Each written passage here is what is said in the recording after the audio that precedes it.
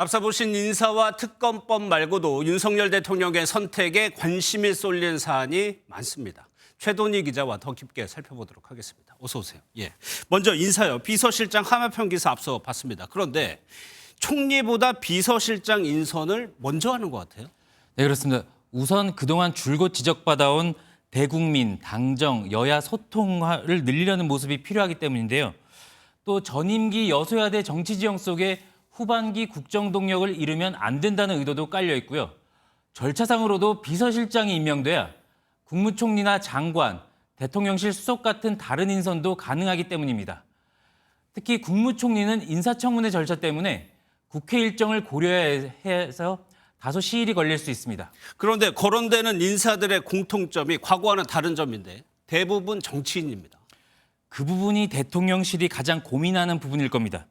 참신한 새 인물이 가장 좋겠지만 일단 야당 공세를 피할 적임자 찾기가 쉽지 않습니다.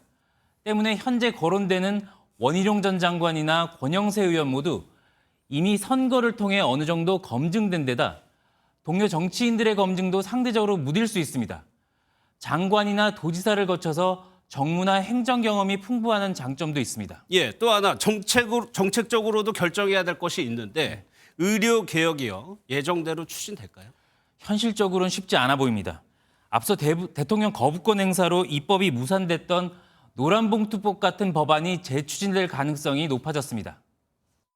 더불어민주당은 거꾸로 가는 대한민국 노동시계를 반드시 바로잡겠습니다. 당정이 재추진하던 중대재해처벌법 유예 방침도 동력을 잃게 됐습니다. 또 이번 총선 결과가 국정 수행에 대한 평가였던 만큼 의료개혁 역시 일방적인 추진이 부담스러운 상황입니다. 앞서 윤 대통령 여소야대 정치 지형에 대해 답답함을 토로한 바 있는데요.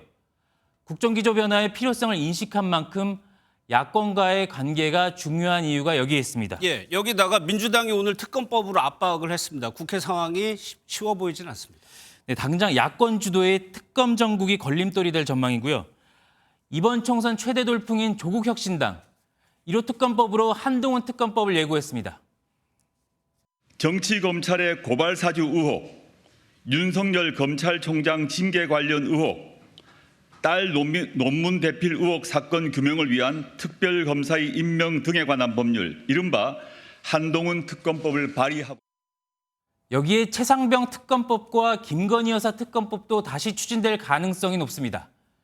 특히 이 최상병 특검법의 경우 윤 대통령도 수사 대상에 포함시킬 가능성이 있어서 강대강 대치가 불가피해 보입니다.